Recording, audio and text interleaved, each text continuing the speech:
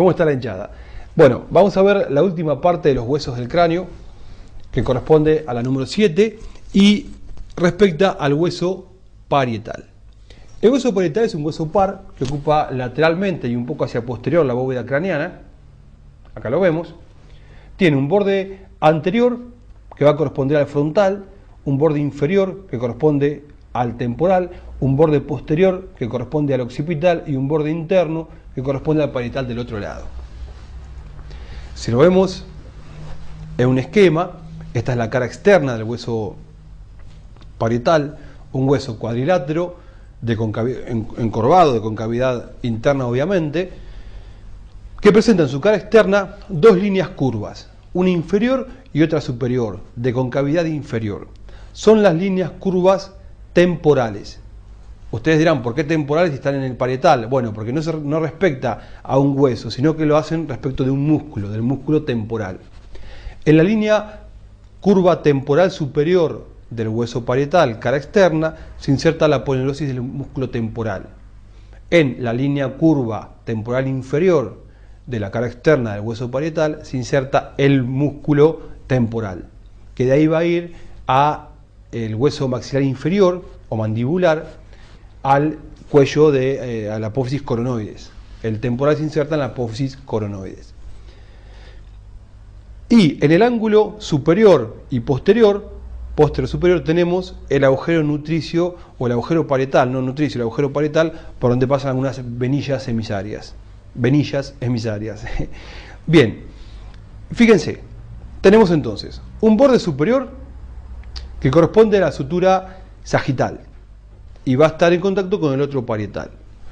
Un borde anterior que corresponde a la sutura coronal y lo va a separar o lo va a unir en realidad al hueso frontal.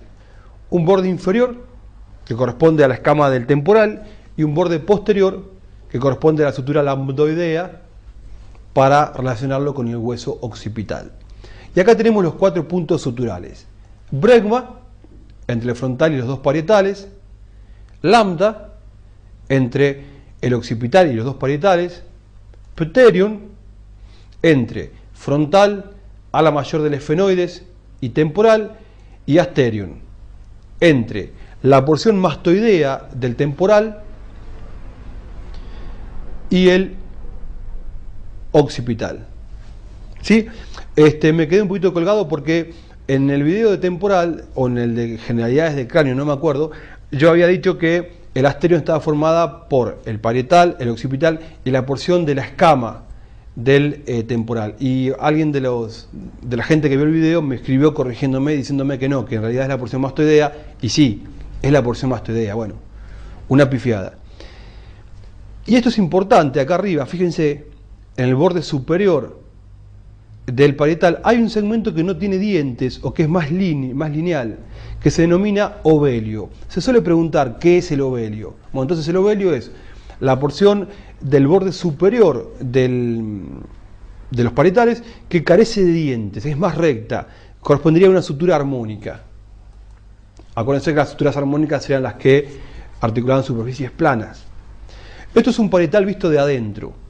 Esto es anterior, inferior, posterior y superior. Y esto es importante ver las arborizaciones de la arteria meningia media, que nacen del ángulo anterior e inferior. Esto nos sirve para darnos cuenta si hay huesos derecho e izquierdo. ¿Por qué? Porque lo miramos del lado de adentro y sabemos que hacia abajo, hacia adentro y hacia adelante va a estar siempre el punto del cual parten las ramas de la meningia media. Mucha suerte, ha sido un placer. Y bueno, nos reencontraremos en otro video. Chao, hasta luego.